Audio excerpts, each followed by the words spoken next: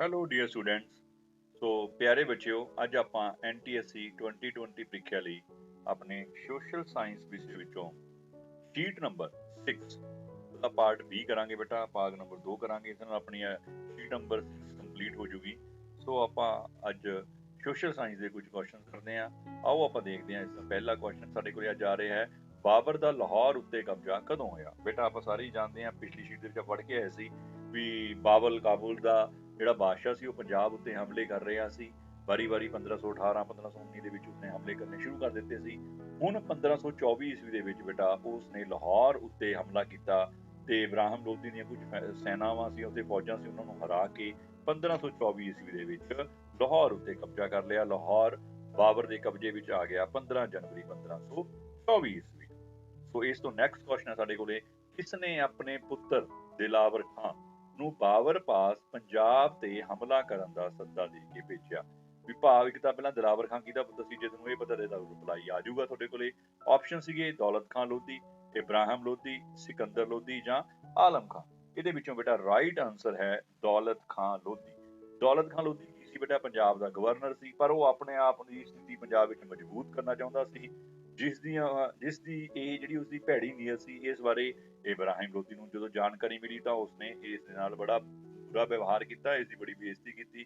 ਸੋ ਉਸ ਦਾ ਬਦਲਾ ਲੈਣ ਵਾਸਤੇ ਇਸਨੇ ਆਪਣੇ ਪੁੱਤਰ ਦਿਲਾਵਰ ਖਾਨ ਨੂੰ ਕਾਬੁਲ ਦੇ ਬਾਦਸ਼ਾਹ ਸੀ ਜਿਹੜਾ ਬਾਬਰ, ਉਹਦੇ ਪਾਸ ਭੇਜਿਆ ਵੀ ਤੂੰ ਆ ਕੇ ਪੰਜਾਬ ਦੇ ਉੱਤੇ ਹਮਲਾ ਕਰ। ਉਹਦਾ ਰਾਈਟ ਆਨਸਰ ਸੀ ਬੇਟਾ ਜੀ ਦੌਲਤ ਖਾਨ ਲੋਧੀ। ਨੈਕਸਟ ਕੁਐਸਚਨ ਹੈ ਸਾਡੇ ਕੋਲੇ, ਇਬਰਾਹਿਮ ਲੋਧੀ ਦੀ ਫੌਜ ਨੇ ਬਾਬਰ ਤੇ ਹਮਲਾ ਕਦੋਂ ਕੀਤਾ? ਲੋ ਜੀ, ਹੁਣ ਨਵੰਬਰ 1525 ਈਸਵੀ ਦੇ ਵਿੱਚ ਬੇਟਾ ਹੈ ਨਾ, ਬਾਬਰ ਹੈ ਜਿਹੜਾ ਉਹ ਪੰਜਾਬ ਬੰਨੀ ਨੂੰ ਵੱਧਦਾ ਹੈ, ਪੰਜਾਬ ਦੇ ਉੱਤੇ ਕਬਜ਼ਾ ਕਰ ਲੈਂਦਾ ਹੈ। ਪੰਜਾਬ ਤੋਂ ਕਬਜ਼ਾ ਕਰਕੇ ਫਿਰ ਉਹ ਅੱਗੇ ਦਿੱਲੀ ਕੰਨੀ ਨੂੰ ਜਾ ਰਿਹਾ ਹੈ, ਤਾਂ ਜਿਹਦੇ ਵਿੱਚੋਂ ਅੰਬਾਲਾ ਵਗੈਰਾ ਜਿੱਤ ਕੇ ਪਾਣੀਪਤ ਦੇ ਕੋਲੇ ਪਹੁੰਚ ਜਾਂਦਾ ਹੈ। ਉੱਥੇ ਜਾ ਕੇ ਬੇਟਾ ਆਪਣੀ ਇੰਨੀ ਵਿਸ਼ਾਲ ਸੈਨਾ ਉਸਦੇ ਕੋਲੇ ਸੀ, ਜਿਹਦੇ ਚ ਲਗਭਗ 1 ਲੱਖ ਸੈਨਿਕ ਸੀ ਹਨਾ ਫੌਜ ਦੇ ਵਿੱਚ, ਤੇ ਤੋਪਖਾਨਾ ਸੀ, ਹੋਰ ਇਸ ਤਰ੍ਹਾਂ ਦੇ ਬੜੇ ਉਹਦੇ ਕੋਲੇ ਹਥਿਆਰ ਸੀ। ਪਰ ਉੱਥੇ ਜਾ ਕੇ ਉਹ ਵੇਟ ਕਰਦਾ ਹੈ। ਉਸ ਦੀ ਸੈਨਾ ਚ ਕਹਿੰਦੇ 5000 ਹਾਥੀ ਵੀ ਸੀ।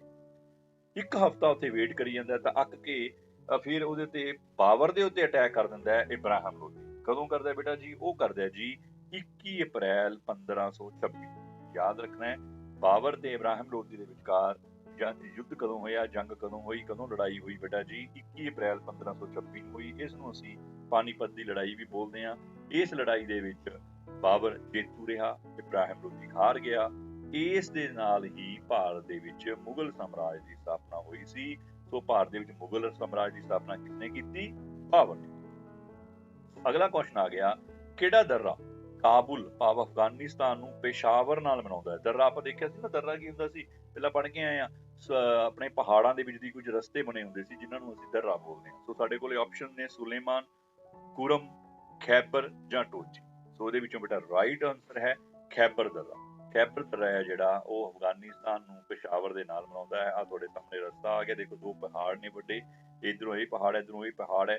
ਇਹਦੇ ਵਿੱਚ ਦੀ ਆ ਰਸਤਾ ਹੈ ਜਿਹੜਾ ਇਹ ਵੱਲ ਖਾਂਦਾ ਹੋਇਆ ਰਸਤਾ ਇਸ ਦਾ ਨਿਕਲ ਜਾਂਦਾ ਹੈ, ਇਸ ਨੂੰ ਅਸੀਂ ਦर्रा ਬੋਲਦੇ ਹਾਂ। ਸੋ ਇਹ ਹੈ ਖੈਬਰ ਦर्रा ਜਿਹੜਾ ਕਾਬੁਲ ਨੂੰ ਪੇਸ਼ਾਵਰ ਦੇ ਨਾਲ ਮਿਲਾਉਂਦਾ ਹੈ। ਸੋ ਨੈਕਸਟ ਕੁਐਸਚਨ ਸਾਡੇ ਕੋਲੇ ਆ ਗਿਆ, ਹੇਠ ਲਿਖਿਆਂ ਵਿੱਚੋਂ ਕਿਹੜਾ ਸਭ ਤੋਂ ਪੁਰਾਣਾ ਵੇਦ ਹੈ? ਬੜਾ ਹੀ ਇੰਪੋਰਟੈਂਟ ਕੁਐਸਚਨ ਹੈ, ਬੜਾ ਹੀ ਪੇਪਰਾਂ ਦੇ ਵਿੱਚ ਬਹੁਤ ਵਾਰ ਆਉਂਦਾ ਹੈ ਇਹ ਬੇਟਾ। 4 ਵੇਦ ਨੇ, ਰਿਗਵੇਦ, ਸਮਵੇਦ, ਯਜੁਰਵੇਦ ਤੇ ਅਥਰਵਵੇਦ। ਇਹਨਾਂ ਚੋਂ ਸਭ ਤੋਂ ਪੁਰਾਣਾ ਵੇਦ ਹੈ ਜੀ ਰਿਗਵੇਦ।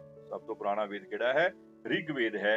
ਇਹ ਤੁਹਾਡੇ ਕੋਲ ਸਾਹਮਣੇ ਉਹਦੀ ਪਿਕਚਰ ਵੀ ਆ ਗਈ ਰਿਗਵੇਦ ਬੇਟਾ। ਇਹਦੇ ਵਿੱਚ ਪ੍ਰਮਾਤਮਾ ਦੀ ਅਸਤੁਤੀ ਸੰਬੰਧੀ ਲਿਖਿਆ ਗਿਆ ਹੈ। ਸੋ ਇਹ ਵੇਦ ਸਭ ਤੋਂ ਪੁਰਾਣਾ ਵੇਦ ਹੈ। ਇੰਪੋਰਟੈਂਟ ਕੁਐਸਚਨ ਹੈ, ਇਹਨੂੰ ਧਿਆਨ ਨਾਲ ਯਾਦ ਕਰ ਲਿਓ। ਸਭ ਤੋਂ ਪੁਰਾਣਾ ਵੇਦ ਰਿਗਵੇਦ। ਸੋ ਨੈਕਸਟ ਕੁਐਸਚਨ ਬਹੁਤ ਹੀ ਮਹੱਤਵਪੂਰਨ ਕੁਐਸਚਨ ਹੈ, ਤੁਹਾਡੇ ਬੋਰਡ ਐਗਜ਼ਾਮ ਦੇ ਵਿੱਚ ਵੀ ਬਹੁਤ ਵਾਰ ਆਉਂਦਾ ਹੈ ਤੇ NTSC ਵਾਸਤੇ ਵੀ ਕਾਫੀ ਇੰਪੋਰਟੈਂਟ ਕੁਐਸਚਨ ਹੈ। ਪੰਜਾਬ ਨੂੰ ਬ੍ਰਿਟਿਸ਼ ਸਾਮਰਾਜ ਵਿੱਚ ਕਦੋਂ ਮਿਲਾਇਆ ਗਿਆ? ਦੇਖੋ ਜੀ, ਪੰਜਾਬ ਨੂੰ ਕਹਿੰਦਾ ਅੰਗਰੇਜ਼ਾਂ ਨੇ ਆਪਦੇ ਕਬਜ਼ੇ ਵਿੱਚ ਕਦੋਂ ਕੀਤਾ? ਸੋ ਬੇਟਾ ਭਾਰਤ ਦੇ ਵਿੱਚ ਪੰਜਾਬ ਹੀ ਇੱਕ ਅਜਿਹੀ ਜ਼ੋਨ ਸੀ ਜਿਹੜੀ ਸਭ ਤੋਂ ਬਾਅਦ ਅੰਗਰੇਜ਼ਾਂ ਦੇ ਕਬਜ਼ੇ ਅਧੀਨ ਆਈ, ਕਿਉਂਕਿ ਇਹ ਬਾਕੀ ਸਾਰੇ ਤਾਂ ਹਮਲਾਵਰ ਪੰਜਾਬ ਦੇ ਰਾਹੀਂ ਐਂਟਰ ਕਰਦੇ ਸੀ, ਅੰਗਰੇਜ਼ ਸੀ ਜਿਹੜੇ ਸਮੁੰਦਰੀ ਰਸਤੇ ਰਾਹੀਂ ਆਏ ਸੀ। ਸੋ ਪੰਜਾਬ ਜਿੱਤੇ ਜਿੱਤੇ ਉਹਨੂੰ ਬਹੁਤ ਸਮਾਂ ਲੱਗ ਗਿਆ ਸੀ। ਮਹਾਰਾਜਾ ਰਣਜੀਤ ਸਿੰਘ ਦੀ ਮੌਤ ਤੋਂ ਮਗਰੋਂ ਫਿਰ ਐਂਗਲੋ ਸਿੱਖ ਯੁੱਧ ਹੋਏ, ਉਹਨਾਂ ਦੇ ਸਿੱਟਿਆਂ ਤੋਂ ਬਾਅਦ ਦੇ ਵਿੱਚ ਕਿਤੇ ਜਾ ਕੇ ਅੰਗਰੇਜ਼ਾਂ ਦਾ ਪੰਜਾਬ ਉੱਤੇ ਕਬਜ਼ਾ ਹੋਇਆ। ਇਹ ਕਬਜ਼ਾ ਬੇਟਾ ਹੋਇਆ ਸੀ 1849 ਈਸਵੀ ਨੂੰ। ਬੜਾ ਇੰਪੋਰਟੈਂਟ ਹੈ ਵੀ ਪੰਜਾਬ ਨੂੰ ਅੰਗਰੇਜ਼ੀ ਸਾਮਰਾਜ ਵਿੱਚ ਕਦੋਂ ਮਿਲਾਇਆ ਗਿਆ? 1849 ਈਸਵੀ। ਕਿਸਨੇ ਮਿਲਾਇਆ? ਉਹ ਸੀ ਬੇਟਾ ਲਾਰਡ ਡਲਹੌਜੀ। ਕੌਣ ਸੀ? ਲਾਰਡ ਡਲਹੌਜੀ। ਆ ਦੇਖੋ ਆ ਪਿਕਚਰ ਦੇ ਵਿੱਚ ਆ ਰਿਹਾ ਲਾਰਡ ਡਲਹੌਜੀ। ਇਹ ਵਿਅਕਤੀ ਸੀ ਉਸ ਸਮੇਂ ਅੰਗਰੇਜ਼ ਅਫਸਰ 29 ਮਾਰਚ 1849। ਇਹ ਤੁਸੀਂ ਮਿਤੀ ਯਾਦ ਰੱਖਣੀ ਹੈ। ਵੈਸੇ ਤਾਂ ਪੇਪਰ ਦੇ ਵਿੱਚ ਗੱਲਾਂ ਇੰਨਾ ਹੀ ਪੁੱਛਣਾ ਹੁੰਦਾ ਵੀ ਕਦੋਂ ਮਿਲਾਇਆ ਗਿਆ, 1849। ਅਦਰਵਾਈਜ਼ ਜੇ ਡੇਟ ਯਾਦ ਰੱਖਣੀ ਹੋਵੇ 29 ਮਾਰਚ 1849। ਇਸ ਨੂੰ ਬਲੈਕ ਡੇ ਵੀ ਮਨਾਇਆ ਗਿਆ ਸੀ ਪੰਜਾਬ ਦੇ ਵਿੱਚ, ਜਦੋਂ ਪੰਜਾਬ ਨੂੰ ਅੰਗਰੇਜ਼ਾਂ ਦੇ ਅਧੀਨ ਹੋ ਗਿਆ। ਸਾਡੇ ਜਿਹੜੇ ਮਹਾਰਾਜਾ ਦਲੀਪ ਸੀਗੇ ਉਸ ਸਮੇਂ ਦੇ, ਛੋਟੀ ਏਜ ਦੇ, ਉਹਨਾਂ ਨੇ ਸਾਰਾ ਰਾਜਪਾਟ ਈਵਨ ਕਿ ਕੋਹੇਨੂਰ ਹੀਰਾ ਵੀ ਇਹਨਾਂ ਨੂੰ ਦੇ ਦਿੱਤਾ। ਸੋ ਪੰਜਾਬ ਨੂੰ ਅੰਗਰੇਜ਼ੀ ਸਾਮਰਾਜ ਵਿੱਚ ਕਦੋਂ ਮਿਲਾਇਆ, ਬ੍ਰਿਟਿਸ਼ ਸਾਮਰਾਜ ਵਿੱਚ ਕਦੋਂ ਮਿਲਾਇਆ ਗਿਆ, 1849 ਦੇ ਵਿੱਚ। ਹੁਣ ਆਪਣੇ ਕੋਲੇ ਕੁਐਸਚਨ ਨੰਬਰ ਨੈਕਸਟ ਆ ਗਿਆ, ਕੁਐਸਚਨ ਨੰਬਰ 25। ਘੱਗਰ ਅਤੇ ਯਮੁਨਾ ਦਰਿਆਵਾਂ ਦੇ ਵਿਚਕਾਰ ਦਾ ਖੇਤਰ ਕੀ ਅਖਵਾਉਂਦਾ ਹੈ? ਬੇਟਾ ਘੱਗਰ ਦਰਿਆ ਹੈ ਤੇ ਯਮੁਨਾ ਦਰਿਆ ਹੈ, ਉਹਦੇ ਵਿਚਕਾਰ ਦਾ ਖੇਤਰ ਹੈ ਬਾਂਗਰ। ਬਾਂਗਰ ਨੂੰ ਬੋਲਦੇ ਨੇ ਬਾਂਗਰ। ਬੇਟਾ ਜਿਹੜੀ ਨਵੀਂ ਮਿੱਟੀ ਹੁੰਦੀ ਹੈ ਉਸਨੂੰ ਅਸੀਂ ਖਾਡਰ ਬੋਲਦੇ ਹਾਂ। ਇਹ ਹੈ ਜੀ ਘੱਗਰ ਅਤੇ ਯਮੁਨਾ ਦੇ ਵਿਚਕਾਰ ਦਰਿਆਵਾਂ ਦੀ ਮਿੱਟੀ, ਇਸ ਨੂੰ ਅਸੀਂ ਬੋਲਦੇ ਹਾਂ ਖਾਡਰ। ਆ ਦੇਖੋ, ਆ ਰੈੱਡ ਕਲਰ ਦੀ ਜਿਹੜੀ ਜ਼ੋਨ ਦਿਖਾਈ ਗਈ ਹੈ, ਇਸ ਨੂੰ ਬਾਂਗਰ ਬੋਲਿਆ ਜਾਂਦਾ ਹੈ। ਕਲੀਅਰ? ਸੋ ਨੈਕਸਟ ਕੁਐਸਚਨ ਹੈ ਸਾਡੇ ਕੋਲੇ, ਹੇਠ ਲਿਖਿਆਂ ਵਿੱਚੋਂ ਭਾਰਤ ਦੀ ਯਾਤਰਾ ਕਰਨ ਵਾਲੇ ਚੀਨੀ ਯਾਤਰੀ ਦਾ ਨਾਮ ਕੀ ਸੀ? ਬੜਾ ਇੰਪੋਰਟੈਂਟ ਹੈ। ਚਾਣਕਿਆ ਦਾ ਭਾਰਤ ਦਾ ਹੀ ਸੀ, ਲਾਰਡ ਕਰਜ਼ਨ ਅੰਗਰੇਜ਼ਾਂ ਦਾ ਸੀ, ਗੌਰੀ ਮੁਸਲਮਾਨ ਸੀ ਇੱਕ ਸਾਡੇ ਕੋਲੇ। ਤਾਂ ਸਾਡੇ ਕੋਲੇ ਆਪਸ਼ਨ ਕੀ ਬਚੀ? ਹਿਊਨ ਸਾਂਗ। ਹਿਊਨ ਸਾਂਗ ਸੀ ਬੇਟਾ ਚੀਨੀ ਯਾਤਰੀ ਜਿਹਨੇ ਭਾਰਤ ਦੀ ਯਾਤਰਾ ਕੀਤੀ ਸੀ।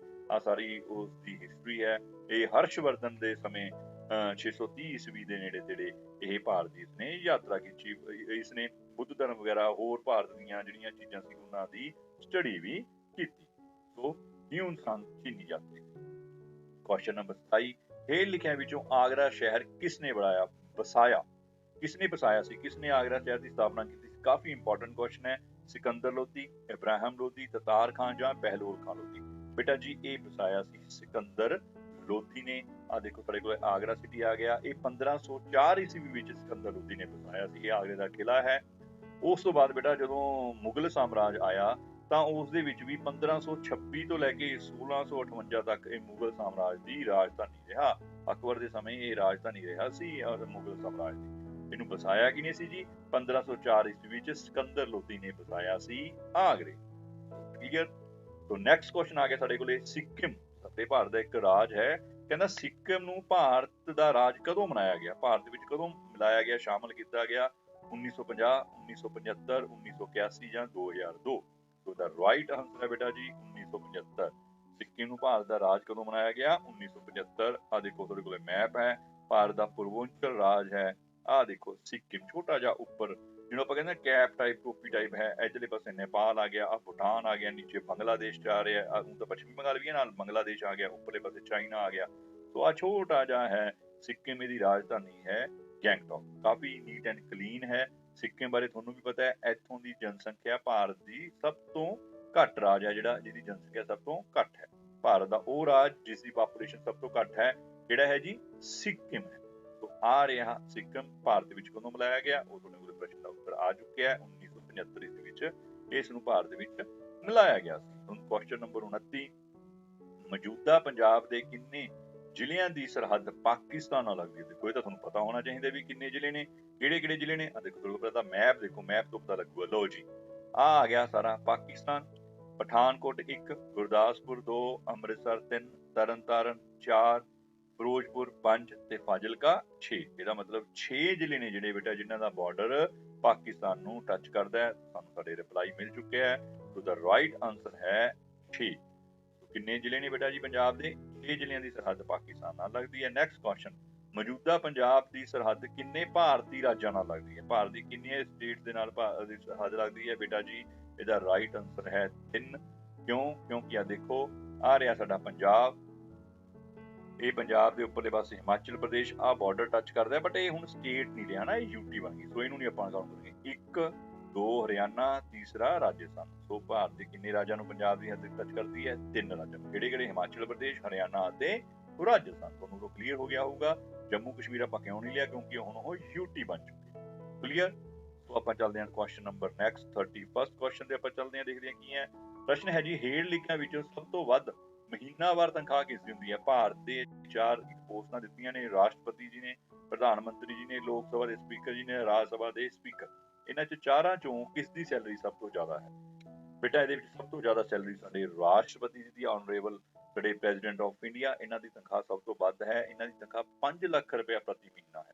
ਆ ਬੇਟਾ ਵੈਸੇ ਤਾਂ ਸ਼ਡਿਊਲ ਬਣਾਇਆ ਗਿਆ, ਦੇਖੋ 5 ਲੱਖ ਰਾਸ਼ਟਰਪਤੀ ਜੀ, ਉਪ ਰਾਸ਼ਟਰਪਤੀ ਦੀ 4 ਲੱਖ, ਪ੍ਰਾਈਮ ਮਿਨਿਸਟਰ ਦੀ 2,80,000 ਰੁਪਇਆ, ਪਲੱਸ ਜਿਹੜੇ ਵੀ ਅਲਾਉਂਸਿਸ ਨੇ ਉਸ ਦਾ ਗਵਰਨਰ ਆਫ ਸਟੇਟ ਦੀ 3.5 ਲੱਖ ਰੁਪਇਆ। ਸੋ ਇਹ ਵੱਖ-ਵੱਖ ਚਾਰਟ ਹੈ, ਇਹਦੇ ਵਿੱਚੋਂ ਸਾਡਾ ਰਾਈਟ ਆਨਸਰ ਹੈ ਪ੍ਰੈਜ਼ੀਡੈਂਟ ਆਫ ਇੰਡੀਆ। ਇਹਨਾਂ ਦੀ ਤਨਖਾਹ ਮਹੀਨਾਵਾਰ ਤਨਖਾਹ ਸਭ ਤੋਂ ਵੱਧ ਹੈ।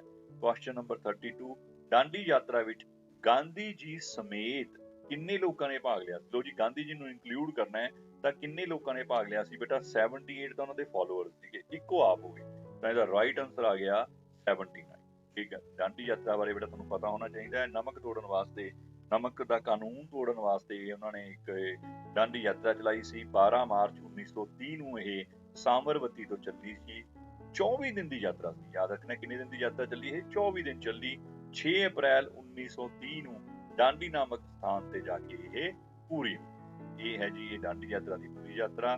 12 ਮਾਰਚ 1930 ਨੂੰ ਸ਼ੁਰੂ ਹੋਈ। ਕਿੱਥੋਂ ਸ਼ੁਰੂ ਹੋਈ? ਸਾਮਰਵਤੀ ਤੋਂ ਸ਼ੁਰੂ ਹੋਈ। ਕਿੰਨੇ ਦਿਨ ਚੱਲੀ? 24 ਦਿਨ ਚੱਲੀ। ਕਿੱਥੇ ਜਾ ਕੇ ਸਮਾਪਤ ਹੋਈ? ਡਾਂਡੀ ਨਾਮਕ ਸਥਾਨ ਤੇ ਜਾ ਕੇ। ਕਿਹੜੀ ਮਿਤੀ ਨੂੰ? 6 ਅਪ੍ਰੈਲ 1930 ਨੂੰ। ਦੇਖੋ 388 ਕਿਲੋਮੀਟਰ ਦਾ ਸਫ਼ਰ ਕੀਤਾ ਗਿਆ ਇਸ ਯਾਤਰਾ ਦੌਰਾਨ। ਕੁੱਲ ਕਿੰਨੇ ਬੰਦੀ ਸੀ? 78 ਤਾਂ ਉਹਨਾਂ ਦੇ ਫਾਲੋਅਰ ਸੀ, ਇੱਕ ਗਾਂਧੀ ਜੀ ਆਪ ਸੀ। ਟੋਟਲ ਸੀਗੇ ਜੀ 79। ਸੋ ਇਹ ਪਿਕਚਰ ਅਕਸਰ ਤੁਸੀਂ ਦੇਖੀ ਹੋਊਗੀ, ਇਹ ਡਾਂਡੀ ਯਾਤਰਾ ਦੀ ਹਨਾ ਨਮਕ ਕਾਨੂੰਨ ਤੋੜਨ ਵਾਸਤੇ ਜਿਹੜੀ ਕੀਤੀ ਗਈ ਸੀ, ਇਹ ਉਸ ਦੀ ਪਿਕਚਰ ਹੈ। ਸੋ ਇਹਦਾ ਰਾਈਟ ਆਨਸਰ ਤੁਹਾਡੇ ਕੋਲ ਆ ਗਿਆ ਬੇਟਾ 79।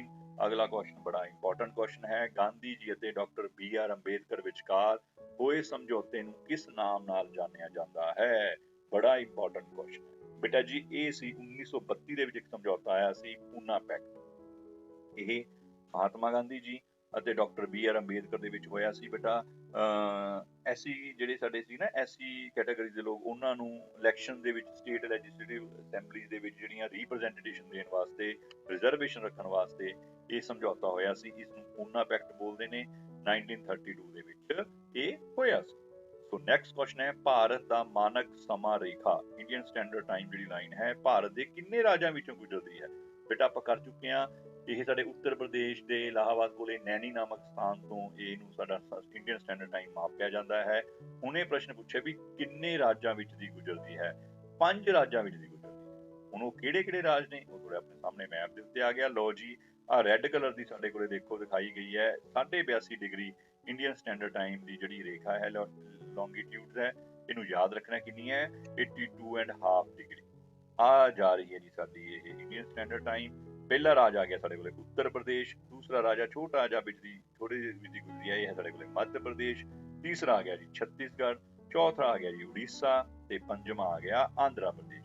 ਉੱਤਰ ਪ੍ਰਦੇਸ਼, ਮੱਧ ਪ੍ਰਦੇਸ਼, ਛੱਤੀਸਗੜ੍ਹ, ਉੜੀਸਾ ਅਤੇ ਆਂਧਰਾ ਪ੍ਰਦੇਸ਼, ਇਹ 5 ਸਟੇਟਸ ਨੇ ਬੇਟਾ ਜੀ ਜਿੱਥੋਂ ਦੀ ਸਾਡੀ ਇਹ ਇੰਡੀਅਨ ਸਟੈਂਡਰਡ ਟਾਈਮ ਦੀ ਰੇਖਾ ਹੈ ਜਿਹੜੀ ਉਹ ਗੁਜ਼ਰਦੀ ਹੈ। ਸੋ ਅੱਜ ਦੀ ਸ਼ੀਟ ਦਾ last question, question number 35, Seneca fall convention 1848 ਕਿਸ ਦੇਸ਼ ਵਿੱਚ ਹੋਈ? ਬੇਟਾ ਪਹਿਲਾਂ ਤਾਂ ਤੁਹਾਨੂੰ ਪਤਾ ਹੋਣਾ ਚਾਹੀਦਾ ਵੀ ਇਹ ਕੀ ਸੀ ਬੇਟਾ। ਇਹ ਨਾ ਵੂਮਨਸ ਦੇ ਰਾਈਟ ਲਈ ਕਨਵੈਨਸ਼ਨ, ਪਹਿਲੀ ਕਨਵੈਨਸ਼ਨ ਸੀ ਜਿਹੜੀ ਵੂਮਨ ਦੇ ਰਾਈਟਸ ਲਈ ਹੋਈ ਸੀ 1848 ਦੇ ਵਿੱਚ। ਇਸਤਰੀਆਂ ਨੂੰ ਬੜੇ ਥੋੜੇ ਅਧਿਕਾਰ ਦਿੱਤੇ ਗਏ ਸੀ। ਸੋ ਵਰਲਡ ਦੇ ਵਿੱਚ ਇਹ ਡਿਮਾਂਡ ਚੱਲ ਰਹੀ ਸੀ ਵੀ ਇਸਤਰੀਆਂ ਨੂੰ ਪੁਰਸ਼ਾਂ ਦੇ ਬਰਾਬਰ ਅਧਿਕਾਰ ਦਿੱਤੇ ਜਾਣ। ਸੋ 1848 ਈਸਵੀ ਦੇ ਵਿੱਚ USA ਦੇ ਨਿਊਯਾਰਕ ਸਿਟੀ ਦੇ ਵਿੱਚ ਇਹ ਕਨਵੈਨਸ਼ਨ ਹੋਈ ਸੀ। ਇਸ ਦਾ ਮੁੱਖ ਮੁੱਦਾ ਇਹੀ ਸੀ, ਵੂਮਨ ਵਾਸਤੇ ਰਾਈਟ ਹਨਾ। ਫਸਟ ਵੂਮਨ ਰਾਈਟ ਕਨਵੈਨਸ਼ਨ ਇਨ ਦਾ ਹਿਸਟਰੀ, ਪਹਿਲੀ ਵਾਰ ਹੋਈ ਸੀ ਇਹ। ਇਹਨਾਂ ਦਾ ਮੇਨ ਮਕਸਦ ਇਹੀ ਸੀ ਵੀ ਅਸੀਂ ਇਸਤਰੀਆਂ ਲਈ ਵੀ ਉਹੀ ਅਧਿਕਾਰ ਲੈਣੇ ਨੇ ਜੋ ਪੁਰਸ਼ਾਂ ਵਾਸਤੇ ਲੈਣੇ ਨੇ। ਪੂਰੇ ਇੱਕ ਚੀਜ਼ ਇੰਪੋਰਟੈਂਟ ਹੈ ਬੇਟਾ, ਕੀ ਤੁਹਾਨੂੰ ਪਤਾ ਹੈ ਵੀ ਦੁਨੀਆ ਦੇ ਵਿੱਚ ਸਭ ਤੋਂ ਪਹਿਲਾਂ ਇਸਤਰੀਆਂ ਨੂੰ ਰਾਈਟ ਟੂ ਵੋਟ ਦਾ ਅਧਿਕਾਰ ਕਿਸਨੇ ਦਿੱਤਾ ਸੀ? ਹਾਂਜੀ, ਬੜਾ ਇੰਪੋਰਟੈਂਟ ਕੁਐਸਚਨ ਹੈ। ਇਹ 1848 ਦੀ ਗੱਲ ਹੈ। 1893 ਈਸਵੀ ਦੇ ਵਿੱਚ ਬੇਟਾ ਜਾ ਕੇ ਇਸਤਰੀਆਂ ਨੂੰ ਵੋਟ ਪਾਉਣ ਦਾ ਅਧਿਕਾਰ ਮਿਲਿਆ। ਤੁਹਾਨੂੰ ਪਤਾ ਵਰਲਡ ਦੇ ਵਿੱਚ ਕਿਹੜਾ ਕੰਟਰੀ ਸੀ ਜਿਹਨੇ ਸਭ ਤੋਂ ਪਹਿਲਾਂ ਦਿੱਤਾ? ਨਿਊਜ਼ੀਲੈਂਡ। ਨਿਊਜ਼ੀਲੈਂਡ ਇੱਕ ਅਜਿਹਾ ਦੇਸ਼ ਹੈ ਜਿਸਨੇ ਇਸਤਰੀਆਂ ਨੂੰ 1893 ਈਸਵੀ ਦੇ ਵਿੱਚ ਜਾ ਕੇ ਵੋਟ ਪਾਉਣ ਦਾ ਅਧਿਕਾਰ ਦਿੱਤਾ। ਅਸੀਂ ਵਰਲਡ ਪਾਵਰ ਦੀ ਗੱਲ ਕਰਦੇ ਹਾਂ, USA the, United States of America ਦੀ, ਅੱਡੇ ਡਿਵੈਲਪ ਕੰਟਰੀ ਦੀ ਗੱਲ ਕਰਦੇ ਹਾਂ, ਉਸਨੇ ਵੀ ਆਪਣੀਆਂ ਇਸਤਰੀਆਂ ਨੂੰ, ਉੱਥੋਂ ਦੀਆਂ ਲੇਡੀਜ਼ ਨੂੰ right to vote for women 1920 ਚ ਦਿੱਤਾ ਸੀ। ਦੇਖੋ ਐਡਾ ਵੱਡਾ ਕੰਟਰੀ, ਐਡਾ ਡਿਵੈਲਪਡ ਕੰਟਰੀ ਵਰਲਡ ਦਾ, ਉੱਥੇ ਵੀ ਵੂਮੈਨ ਨੂੰ ਰਾਈਟ ਟੂ ਵੋਟ ਹੈ ਜਿਹੜਾ, ਵੋਟ ਟੂ ਰਾਈਟ ਹੈ 1920 ਦੇ ਵਿੱਚ ਦਿੱਤਾ ਗਿਆ। ਫਰਾਂਸ ਕੰਟਰੀ ਹੈ ਜਿਹੜਾ ਐਡਾ ਡਿਵੈਲਪ ਕੰਟਰੀ ਹੈ, ਉਹਨਾਂ ਨੇ 1946 ਚ ਦਿੱਤਾ। ਤੇ ਸਾਡਾ ਭਾਰਤ ਜਿਸ ਦਿਨ ਉਸਨੇ ਰਾਈਟ ਟੂ ਵੋਟ ਡਿਵੈਲਪ ਕੀਤਾ, ਭਾਵ 26 ਜਨਵਰੀ 1950 ਨੂੰ ਜਦੋਂ ਉਸਦਾ ਕਨਸਟੀਟਿਊਸ਼ਨ ਲਾਗੂ ਹੋਇਆ, ਅਸੀਂ ਪਹਿਲੇ ਦਿਨ ਤੋਂ ਇਸਤਰੀਆਂ ਨੂੰ ਵੀ ਬਰਾਬਰ ਰੱਖਿਆ, ਉਸਨੂੰ ਵੋਟ ਪਾਉਣ ਦਾ, ਉਹਨਾਂ ਨੂੰ ਵੋਟ ਪਾਉਣ ਦਾ ਅਧਿਕਾਰ ਦਿੱਤਾ ਹੈ। ਸਾਡੇ ਕਨਸਟੀਟਿਊਸ਼ਨ ਦੇ ਵਿੱਚ ਬਾਲਗ ਮਤ ਅਧਿਕਾਰ ਹੈ। ਭਾਵ ਜਿਸ ਵਿਅਕਤੀ ਦੀ ਉਮਰ 18 ਸਾਲ ਜਾਂ 18 ਸਾਲ ਤੋਂ ਵੱਧ ਹੈ ਉਹ ਉਹਨੂੰ ਬਿਨਾਂ ਕਿਸੇ ਭੇਦਭਾਵ ਤੋਂ ਨਾ, ਚਾਹੇ ਉਹ ਇਸਤਰੀ ਹੈ, ਪੁਰਸ਼ ਹੈ, ਅਮੀਰ ਹੈ, ਗਰੀਬ ਹੈ, ਕਿਸੇ ਵੀ ਜਾਤੀ ਨਾਲ ਸੰਬੰਧ ਹੈ, ਕਿਸੇ ਵੀ ਧਰਮ ਨਾਲ ਸੰਬੰਧਿਤ ਹੈ, ਜੇ ਉਹ ਇੰਡੀਅਨ ਹੈ ਤਾਂ ਉਸਨੂੰ ਵੋਟ ਪਾਉਣ ਦਾ ਅਧਿਕਾਰ ਹੈ। ਤੋ ਬੇਟਾ ਜੀ ਇਹ ਜਿਹੜੀ ਸੈਨਿਕਾ ਫਾਲ ਕਨਵੈਨਸ਼ਨ ਸੀ ਇਹ ਇਸਤਰੀਆਂ ਦੇ ਅਧਿਕਾਰਾਂ ਦੇ ਸੰਬੰਧ ਵਿੱਚ ਇਹ ਦੁਨੀਆ ਦੇ ਵਿੱਚ ਹੋਣ ਵਾਲੀ ਪਹਿਲੀ ਕਨਵੈਨਸ਼ਨ ਸੀ। ਸੋ ਇਹ 1848 ਵਿੱਚ USA ਦੇ ਨਿਊਯਾਰਕ ਸਿਟੀ ਦੇ ਵਿੱਚ ਹੋਈ ਸੀ। ਸੋ ਆਈ ਹੋਪ ਤੁਹਾਨੂੰ ਇਹ ਸਾਰੇ ਕੁਐਸਚਨ ਚੰਗੀ ਤਰ੍ਹਾਂ ਸਮਝ ਆ ਗਏ ਹੋਣਗੇ। ਇਹਨਾਂ ਦੇ ਆਨਸਰ ਕੀ ਵੀ ਬੇਟਾ ਉਰੇ ਹੈਗੀ ਹੈ, ਉਦੋਂ ਤੁਸੀਂ ਇਹਨੂੰ ਕਾਪੀ ਕਰ ਸਕਦੇ ਹੋ, ਉਦੋਂ ਪੜ੍ਹ ਸਕਦੇ ਹੋ। ਵੈਸੇ ਤਾਂ ਤੁਹਾਨੂੰ ਇਹ ਸਾਰੇ ਯਾਦ ਕਰ ਲੈਣੇ ਚਾਹੀਦੇ। So I really thank to all of you, thankful to all of you ਵੀ ਤੁਸੀਂ ਇੰਨੇ ਲੰਬੇ ਸਮੇਂ ਇਸ ਨੂੰ ਧਿਆਨ ਨਾਲ ਸੁਣਿਆ। ਤੇ ਬਸ ਇੱਕੋ ਹੀ ਹੋਇਆ ਵੀ ਤੁਸੀਂ ਇਹਨੂੰ ਚੰਗੀ ਤਰ੍ਹਾਂ ਸਮਝ ਵੀ ਲਓ ਤੇ ਯਾਦ ਵੀ ਕਰੋ। Please take care of yourself. Once again, thank you very much. Take care.